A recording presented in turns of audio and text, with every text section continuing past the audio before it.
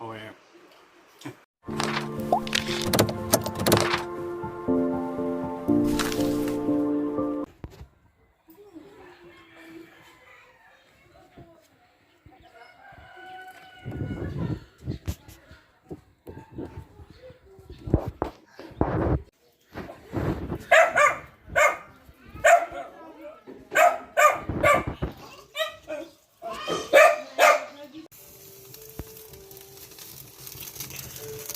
Matu mayamse thadoktrade yadre kayino yendi pikpanina matu kokja nuaite krapasana thadoktrade yenje tarane aina asi siemize Japanese quail swaina to sida mu thonga kadoine mai da kitang mai matu thadok lore sendara ge mu yang ku yin sange matu khokpase punga mu change pikpanina yenje Same lore, ma'am. Marum macam khar yaurame. Pada chicken je smaina maya je pra lok thuaga manung gi smai lok thok paneba sida ju keno yauri marum yauri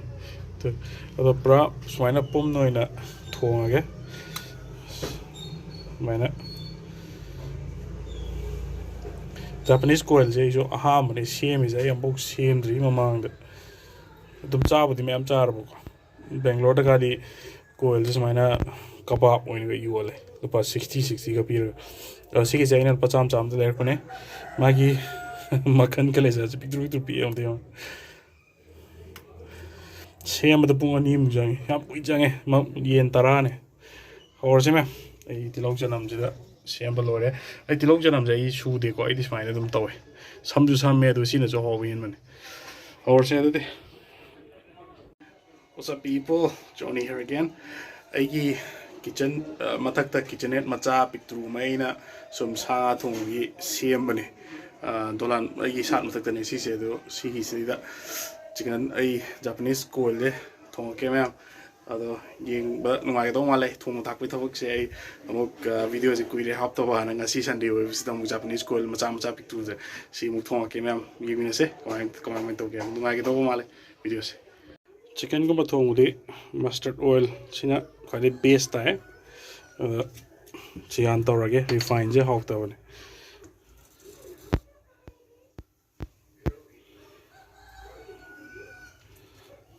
yare da yabju yare ya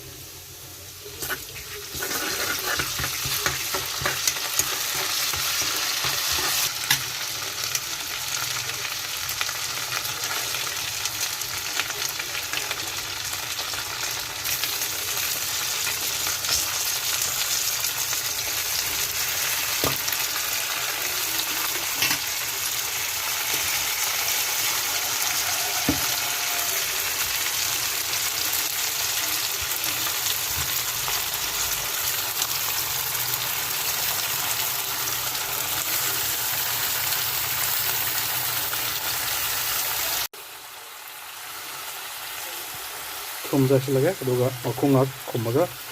ꯉꯥꯛ ꯉꯧꯒꯦ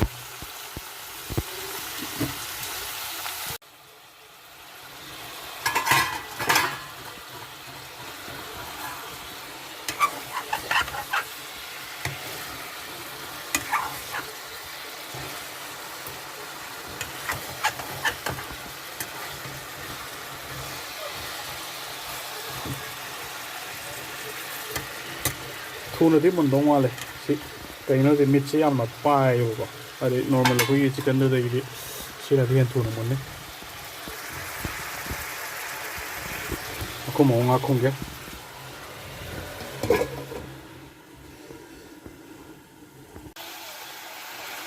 chicken masala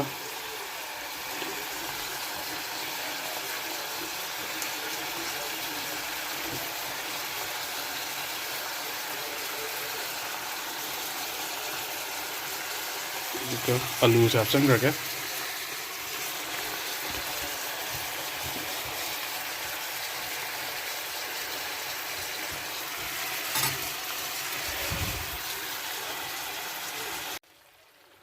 meat masala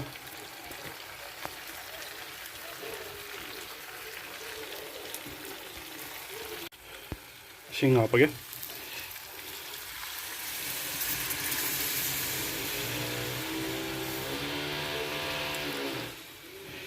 sisina pungkhai amuk lolage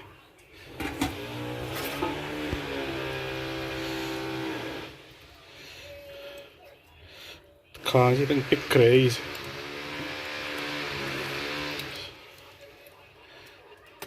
mayam background noise di pali ko yungi thangna bada construction tori kan aduna makhon se I mic so hatre mic se gari manung di yaw hore loktha makha dam kumdaraga gari de amuk lobu tallabai yare smaina ngak lowrage aduga pungkhai amuk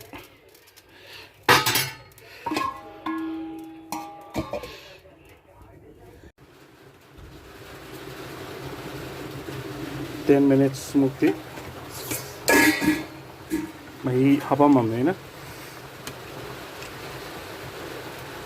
smaran din uksire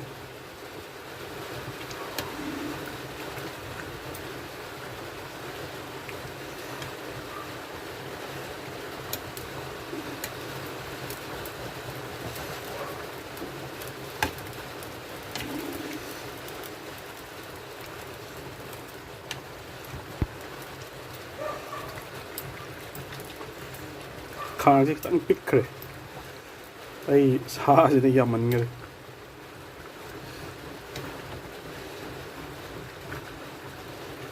alu adi mulle morok ha to wali ukhul gi morok to ha ke manam ningsinga o morok ti lai ram maro engonda nong som haidare to isime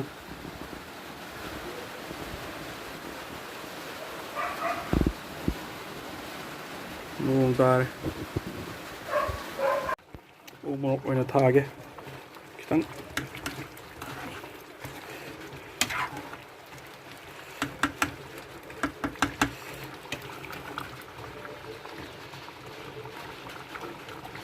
khai mà han thak ne yeng se muk sar ga di sadra ga di ama ngap chang gi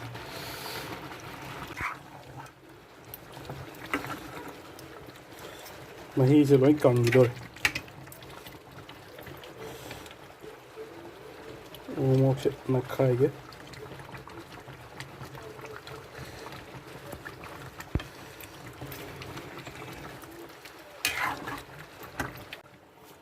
lor pagi chicken masala ki thak ke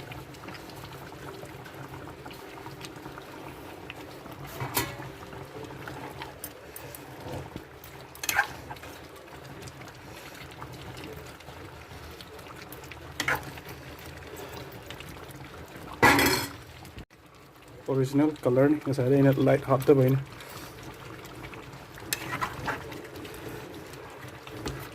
hau de hor ni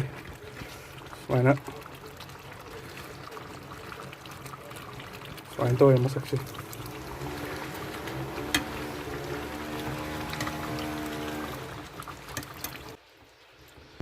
thong lo re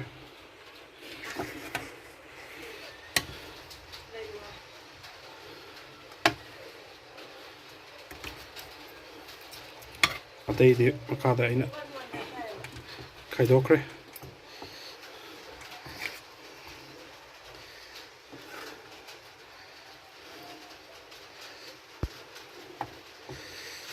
test ꯇꯧꯔꯁꯦ ꯃꯌꯥꯝ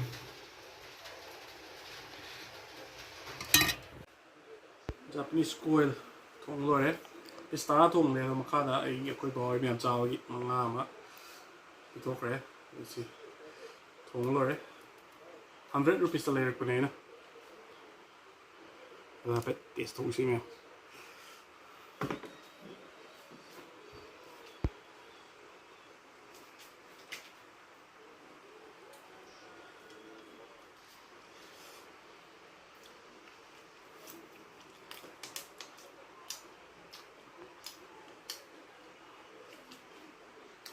oh yeah phagi na tai san thong je ho ya je me wan te asing me ho